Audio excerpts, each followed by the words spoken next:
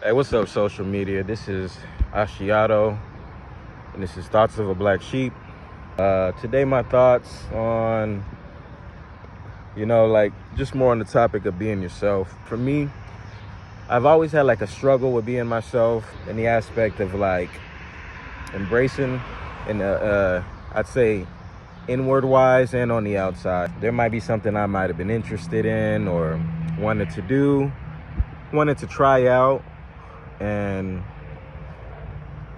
maybe I was just afraid to go for it.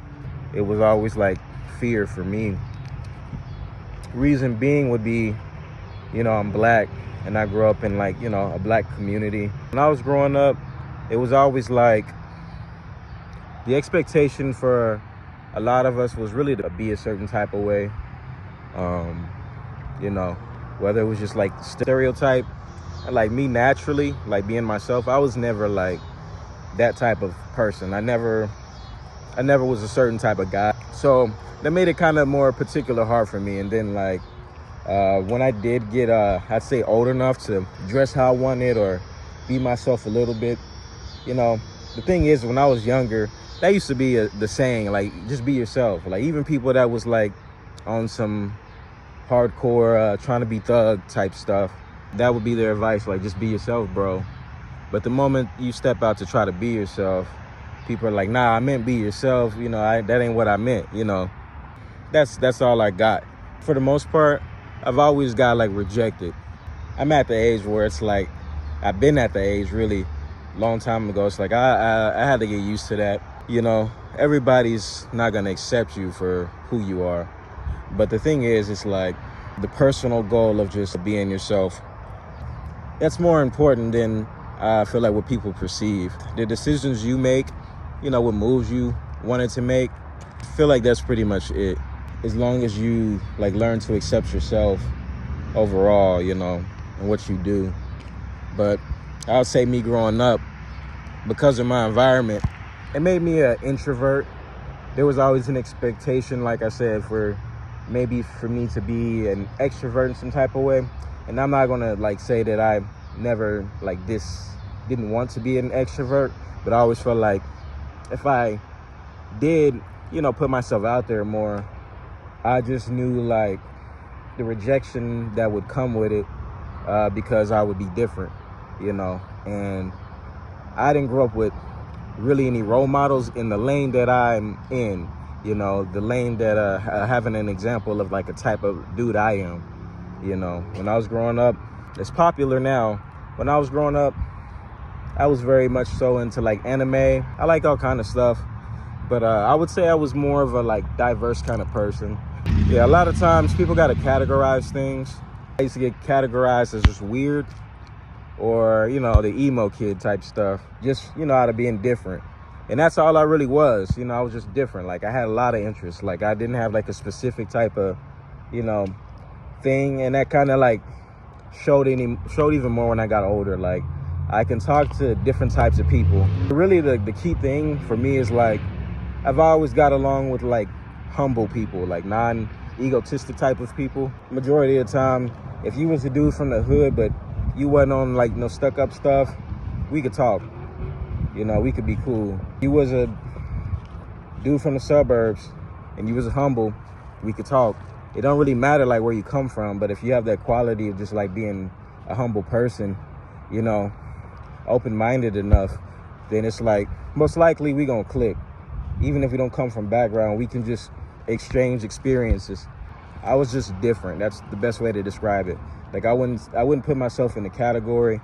Sometimes I would say alternative, but like I would say really I'm just different. I was always just different. Like, I didn't wear any like nail polish or just like went all out in that type of area, wearing skulls and stuff like that. That might have been like a side to me, but really I just always been kind of like a different person. I've always liked what I like, but the struggle I've had half-assing, because I used to be so fearful of what people thought. I used to like basically play the background. I have to say though too, I also agree because of my environment, like sometimes that probably would be smart, like I feel like this, like when you learn to have self-value, like I take this scripture like this sometimes, like you don't cast your pearls before swine. You know, it's not, everybody doesn't deserve the fullness of who you are. Not on some like stuck up stuff. Like I said, like if you're humble, I've always been the type of person, like we could just chat. 9 times out of 10, like where I was going to school, it was like if I were to put myself out there, outspoken with, you know, all the things I was into and all that kind of stuff, I would have probably gotten a lot of fights just because I was different. You know, that's the type of area I grew up in. It was like you was gonna get in a fight just because you was too different. You know, people, and I feel like even when I got older, people naturally don't like different. They see something different, there's something different about you. It depends on who it is, but like, in my opinion, I feel like most people are followers and trying to fit in, and I feel like that's just kind of what it is. When I got older, I started working. You know, being yourself isn't like something they want, or, you know, nobody necessarily cares about that. And if anything, like you being yourself, you speaking too much of like what you actually think about certain things. And if you don't kiss anybody, it's like it rub people the wrong way. Transitioning into the working world, like people already have like a preconceived idea of how people are supposed to operate. People think we're all in a certain situation for the same reason, or like they see your position, they may think, oh, well, you're in that position because you're a loser, you're lesser than somebody, you're lesser than me, because everybody naturally compares themselves, you know. And I bumped into a lot of people like that. I'd be in a more situation where it's like I had to be humble, and reality is like for me, I've always been like chasing my goals and my dreams. Once I kind of got out of a certain mentality that I had, dealing with people that set me back, once I would say I got free from people pleasing for the time in my life that I got taken advantage of in that area, I pretty much has been pursuing who I am, getting back to the person I know I am, getting back to myself, embracing who I am, getting back to that. I say for me, I always feel like it kind of sucks because I always was the type of person that wasn't a people pleaser. Like I said, I struggle with like half-assing, you know, with being myself. And then I got to a point where I was myself, dealing with a certain situation that I'm not gonna go into because it's a deep rabbit hole. Because it had to do with like church, me trying to find myself and getting taken advantage of in that way. Took years out of my life. Now, then having to get over that, deal with the traumas of, you know, being hurt, but getting out of that and then coming back, you know, full circle. Like I was better off like just accepting who I was. Even if a lot of people don't understand it. Sometimes people think you can't. They have multi-beliefs. Like they think you're black, you gotta be like this. If you believe in God, you have to be this kind of way. Really, it's like, be yourself. Like, you know, embrace yourself. Realize that you're valuable. Realize what you bring to the table. That was one of my main struggles. Like I was literally at, like, you know, I felt worthless to my family. I felt worthless to my friends. Like I felt like I had no type of value to contribute to this world. I really kind of found that again. I could say my belief in God, and then also like my belief in like what I set out in my heart to do, and what I feel like I can do, who I can be, who I want to be, the choices that I can make. Is I got to a point to where like I had to realize like I have the value that I place on myself. Like there's another scripture that say, what a man thinketh, so is he. You know, like what you think, you know, that's what you are. You know, sometimes what you think, you know, what you think of yourself really plays a part in who you are, who you want to be. And I really believe in that. Like I do, like I said, like for me, going through the journey I had to, then getting like setbacks, those setbacks, coming back to like self-awareness, coming back to self-love, embracing myself, you know, for who I am. Like, hey, this is what I like. Now I don't care like what y'all think, you know. This is what I want to do. So I'm going to try to go for it just because this is a goal of mine. Everybody has a standard for you to be a certain type of way, or they think that maybe because it's who you are, how you might come off, maybe you're not qualified to be what you think you can be. One thing I used to always hate is I hate when somebody tell me I can't when it pertains to like something I want to do. I used to like drawing, right? I later got into music, but everything I've ever wanted to do, I always took the time. I put in like so much effort to like master the craft to the degree that I wanted to master it at. Like I stayed up 3 days at a time, like drawing pictures type stuff, like just to, and be frustrated I couldn't get where I wanted to be, but I still like would, that's how my work ethic would be when I'm really into something. When everybody else like would quit, telling me like I can't was always like a trigger for me in a sense.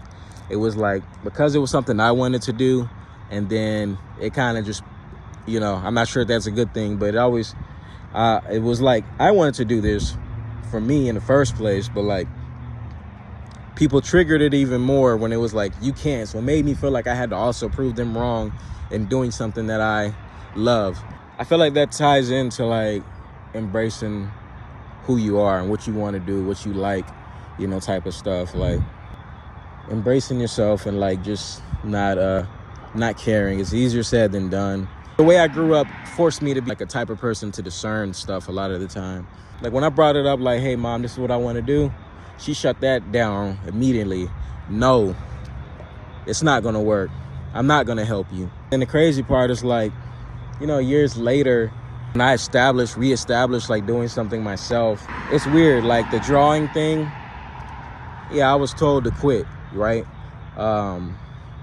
Then when they see, you know, a lot of people see me drawing for like other people, you know, and the thing is like, my goal is never really, some people like they have a gift and they can utilize it as a service.